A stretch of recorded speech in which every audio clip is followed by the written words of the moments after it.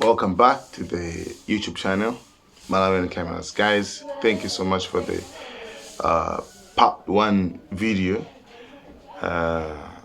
And guys, really appreciate it. Guys, ndechambalo tikupitiliza nkani topic yathu mutu wathu ndona kuti chifukwa chani zimakhala ngati kuti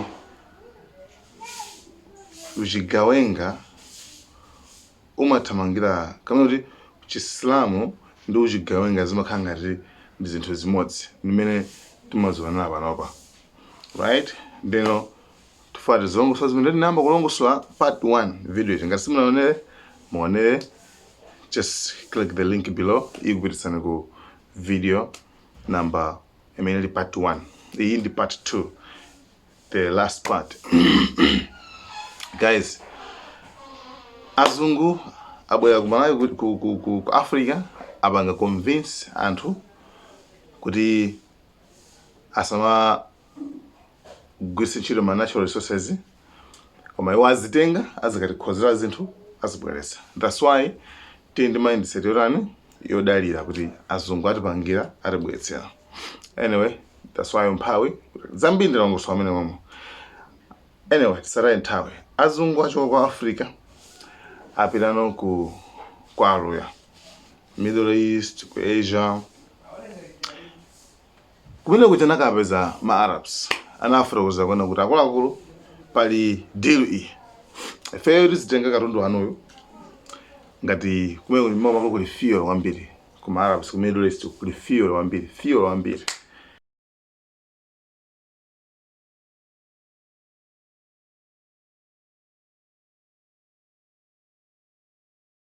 Armies. It's a corrupt society anyway. I mean, it's totally corrupt what's going on over there. So I said very simply that if it's me, we take the oil. How about a minimum that they pay for their liberation? Look, at a minimum, they pay us back the 1.5 trillion. That's at a minimum. When we went over there, I said, hey, I assume we're taking the oil. Are we taking the oil? You know, in the old days, you had a war. You ever hear the expression, to the victor belongs the spoils? I said, if we're leaving, take the oil. At least pay us back. And I come out, front page news, oh, Trump is a horrible human being. He wants to take the oil from a sovereign country. Sovereign, give me a break. You see the people ripping off sovereign. Hey. Unbelievable. I would take away their wealth. I would take away the oil. But wouldn't you be destroying the wealth of Iraq? No, let me there is no Iraq. There is no Iraq. Their leaders are corrupt. Excuse me, there are no Iraqis. They're broken up into so many different factions. Didn't you need U.S. troops to protect the oil company? Yes, you put a ring around them. You put a ring. You have just taken all of the wealth away. This is what should be done. How are we going to take the oil? How are we going to do that? You would leave a certain group behind, and you would take various sections where they have the oil. They have. People don't know this about Iraq, but they have among the largest oil reserves in the world, in the entire world. So you would keep troops in Iraq after this year? I would take the oil. I don't understand how you would take the... Does that mean keeping troops there or staying involved in Iraq? You heard me. I would take the oil. Well, what do you do about it? You stay and protect the oil, and you take the oil, and we pay ourselves back $1.5 trillion or more. We take care of Britain. You take care of other countries that helped us, and we don't be so stupid. One more point on this. I have long said that we should have kept the oil in Iraq.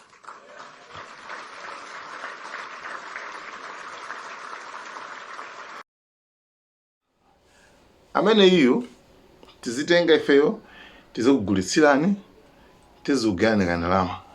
Imagine fuel wako ena azitenga ndikumashira mtengo pati pampacha. Papa zikuchitika makamaka maiko ena. Maiko amene anayima njo kukana kumara busikuja azungu aja nangoganiza kwana kuti ifeyo papa ukuku tizingobutsako nkhondo. Ukuku tizingobutsako nkhondo. 1. Kumano nkhondo jayibutsa bwanji. Choyambirira akuyenera kupanga brainwash anthu. Choyambirira akuyenera kupenta chipicture cha mutu kuika mitu mwa anthu kuona kuti ma Aluya ndi ankhondo. Aluya na nkhondo. Picture imene ayipenta bwanji. brainwashing imeneyi anagwisa ntchito njira zingapo zimene kuti anthu akamakhala pasi akamaganiza Islam aziganizira Islam ndi ankhondo, akamaganiza ma Arabs aziganizira ma Arabs ndi ankhondo. Picture imeneyi anagwisa ntchito ma movies. Tikamona film ineyi yonse kungoona muluya mu film ineyi yonse basi tu ndakuti pepa terrorist kungobva kwa Arabic ngati maoda Allahu Akbar, maoda Allahu Akbar amathandizira mulungu ndi wamkulu, kungobva tu Allahu Akbar ndakuti bomba limaphalika pena pake. Izo ndi zimene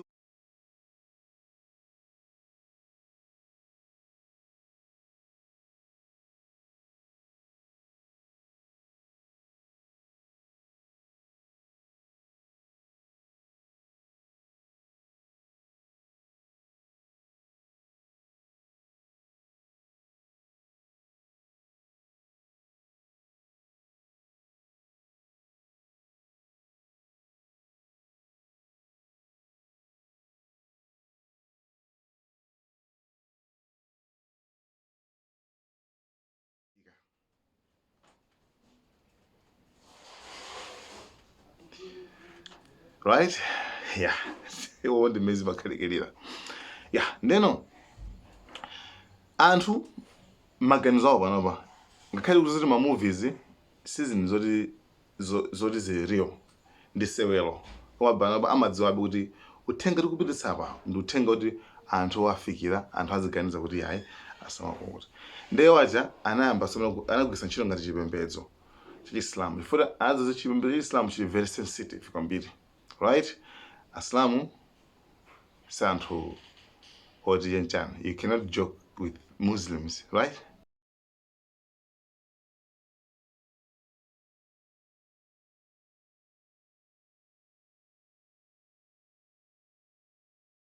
Yeah, ndechifoti Islamu chenda ali very sensitive anagwirisa ntchito chipembedzo cha Islam kuti anayang'ana wacha kuti ndipo amadziwa bwino amadziwa bwino Islamu kuposa mmene Islamu amadziwa anu akewo.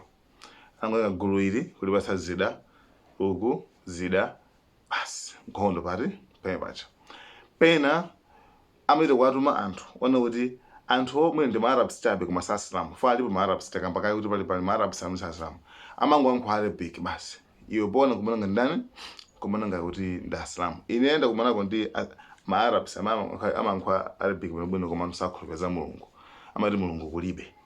Maona anthu amene achawo amangozita yankha Arabic kwaika mu ma movies yankha Arabic kana ngwapasa ndalama iwo aja ndikumango kuti hayi akhristu onse tikuphana ife sitisekerera ife ndi Islam chonchija mmene amapangira nkumajambula ndikumarane ndikumaonetsa pena akuzinga anthu pena akuti zambiri mbiri zochitika zimene zimakhala za uchigawenga zimene zikhala zochitika ndi anthu picture imene chayo kukangoyamba kubuka nkhondo mmene kuchako zimapeza kuti iwo aja akupita ngati akhanga kuti akalimba ndi anthu aja kwinako akatenga chani akatenga mafuta akatenga zimene iwo aja amazifuna zija ndipo zimene zakhala zikuchitika kwa nthawi yayitali.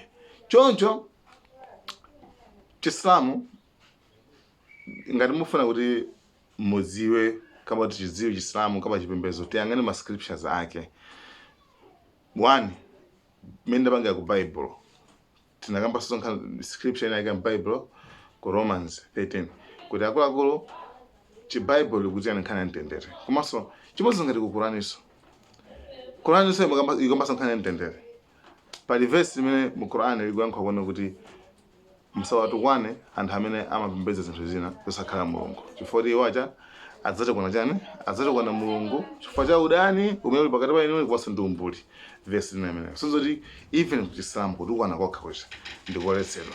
Verse lina limene lili mu Qur'an likuona kuti chonde Musa ati tingolekeza ngati pali munthu amene ake Islam amapembedza ma idols mafano koma kuti akhala mwina ake ali pa chipinjo akuthawa anthu ena ake oti mwina akampanga chiwembu ati we ngati Islam ali munthu chakukhoza kunteteza kumusunga mpaka na basi uzako za mulungu then 2-3 days mpaka na umusiya kuti azipita komano akhale kuti ali safe. Amene ndi mavesi amene akupezeka mchani akupezeka mu Quran osewo mukhoza kupanga check. Ndeno ngati Chislam chikukamba zimenezi ndeno tikudziwa kale kwena kuti limene ndi buku limene anthu asalamu akuyenera kulitsatira osati zimene anthu ena amakamba, right? Ndi ma propagandas kama ndale komanso ma agenda zolinga za Americans kuononga maiko amene sakugwirizana ndi zofuna za iwo. Polotsa nkhondo akalotsa nkhondo ndikutenga zimene akufunazo zimakhala zili mu plan.